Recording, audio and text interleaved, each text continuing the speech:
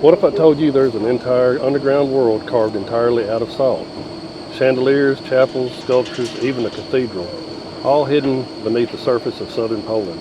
Today we're taking you deep into the Wieliczka Salt Mine. It's unlike anything you've ever seen, so come on along with us. Welcome back to Retire to Rome. I'm LJ. I'm Russell. The mine is located about 30 minutes outside of Krakow. It's more than a mine, it's a world underground created entirely out of salt. And it's also one of Poland's most unique UNESCO World Heritage Sites. To get down to the main level of the mine, you'll have to descend over 800 steps. Yeah, that's right, 800 steps. But don't worry, it's well lit, safe, and there's even an elevator to bring you back up when you're done. Believe us, your legs are going to get a workout, that's for sure. One thing to keep in mind is that if you come to the mine, you are not able to buy individual tickets and just tour the mine on your own. You must be a part of a group with an official tour guide due to safety regulations and such. The salt mine began its operation back in the 1300s and actually concluded in the year 1996. In this room here with all the wooden beams, these are basically for support. All of the statues in the mine are created by the miners. They typically carve during their lunch breaks and their downtime. Copernicus actually visited here back in the 1300s. This display depicts the discovery of the salt mines. You might find it interesting to know that there were horses in the bottoms of the salt mines. They actually served a significant purpose in the creation and the history of the mines. They worked side by side daily with the miners, extracting salt for Poland. In fact, the last horse was lifted out of the mine in 2002. As you can see, this is just some of the equipment that the horses were used to operate on a daily basis during the history of the mine. I think I mentioned, but all of the sculptures here are completely created out of salt. Some are historical, some are more whimsical, like the ones of the gnomes. These are kind of gnomes working in a mine, or what might have looked like workers. And then you enter into some chapels. The miners were down here, so they created actual chapels to worship in and pray. This is a small one. But we're about to go into a massive chapel. This is the crown jewel, St. Kinga's Chapel, a cathedral completely made of salt. The chandeliers, the altar, the floor tiles, every detail is hand carved from salt crystal. And yes, it's an active chapel. You can even get married here.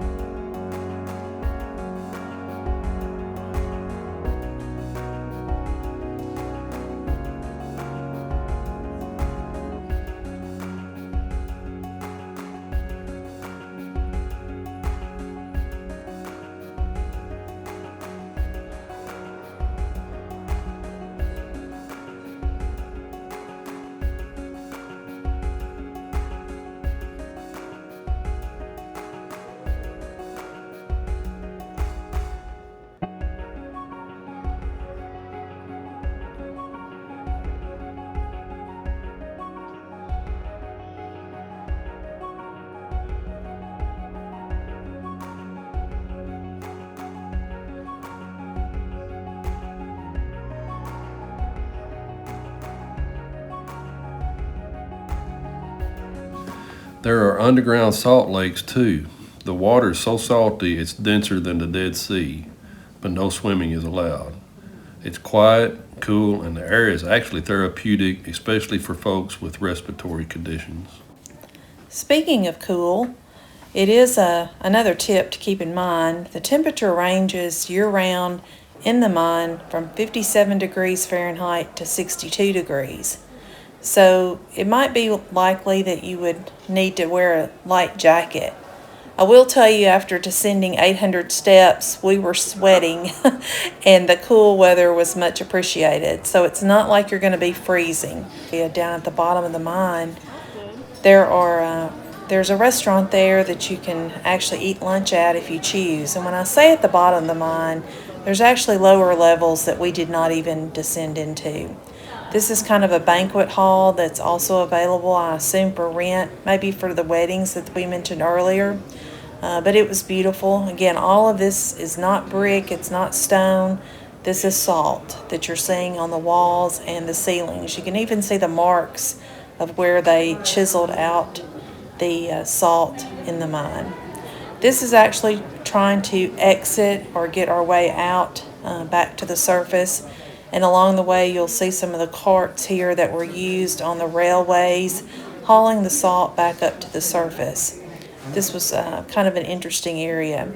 You do have quite a little walk from the end of the tour back to the elevator area, but thank goodness, yes, there is an elevator to get you back to the top. I honestly don't think I would have made it back up after doing all those steps down. Once you leave the elevator, you're going to actually be going into a gift shop where you can purchase all kinds of salt items or memorabilia from the area, and then you're back outside to the public area where people wait for their tours to begin. You may have seen earlier this Ferris wheel here in the background. That's something for folks to do. There's also coffee, cafes, restaurants that you can certainly take part in if you choose to do that. You can also bring your lunch if you want. The tour buses were lined up in the parking lot, and we really weren't there that long. I think the tour took about 2 hours.